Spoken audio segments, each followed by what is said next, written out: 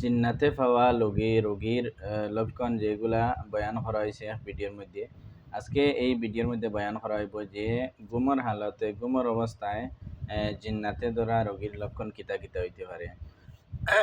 এক নম্বর হইল গিয়া মরিজ যে বেমারি, এই মানুষ বহুত হেরান পেরেশান হওয়ার পরে বেশ ঘুম তাহার পরে ঘুমাইতে পারতো না, তাহলে বুঝবা এই লগে উফরি আছে।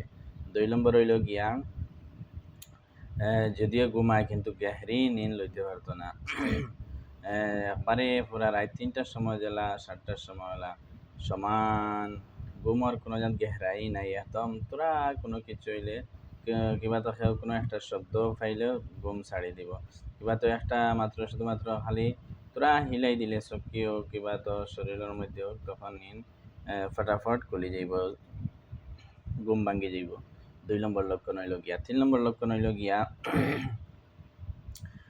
যে মানুষ বেমারি জিন্নাতে হওয়ার লক্ষণ, এই মানুষ আজীব ও গরিব আচানক হাসানক কোনো স্বপন দেখবা, ভয়ানক স্বপন দেখবা, তাহলে বুঝবা এই মানুষের লগে এটা আছে, জিন্নাতি প্রবলেম আছে, উফরির ডিস্টার্ব আছে। 3 নম্বর। 4 নম্বর, এই যে বেমারি এই দেখবা যে কিতা উপরে থাকি ফর্দা তলে, কিবা তো তলে থেকে উপরে উঠিতে চাইতরা উঠিতে ফর্দা না, বা উপরে থেকে ফর্দা দেখবা স্বপ্নের মধ্যে, তাহলে বুঝবা এর লগে উফরির লক্ষণ।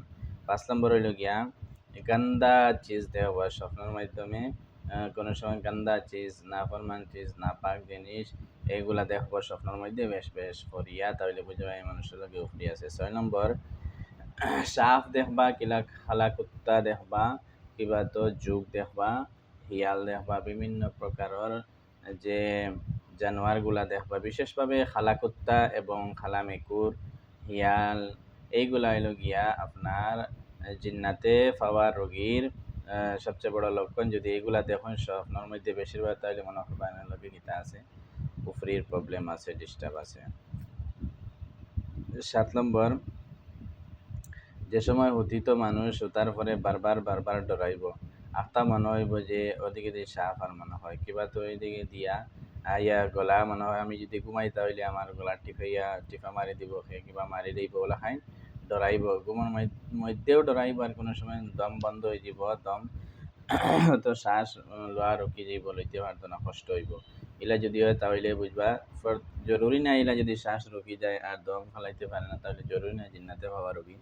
বরং বহুত ডাক্তারি দেখানোর বাদেও কমের না, আরাম না, তাহলে বুঝবা যে এই সমস্ত লক্ষণ তাহার অবস্থা হইল গিয়া জিন্নাতে হওয়ার রোগীর।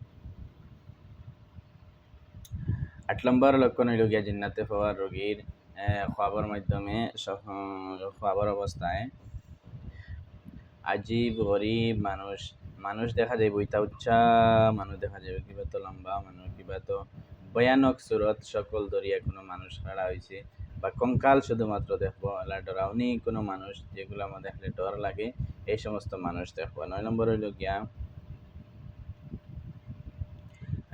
দেখবো যে স্বপ্নের মধ্যে খেয়াইয়া আমার গলা টিফা মারিলার, ওলা খাই দেখবো। এই হইল গিয়া 8 থেকে 9টা পর্যন্ত লক্ষণ। এইগুলা যদি দেখেন তাহলে মনে করবা যে এই মানুষের লগে উফরি আছে, লাগে রুহানি এলাজ যারা করে কবিরাজ, তারা কাছে গিয়ে এলাজ করবা, কিবা তো আপনি নিজে মুআউযিজাতাইনের জরিয়া, আয়াতুল কুরসি, ওলা বিভিন্ন আল্লাহ তাআলার কালাম, তো এই কালামুল্লাহ থেকে আপনি নিজে এলাজ করবা, ইনশাআল্লাহ শিফা পাইবা।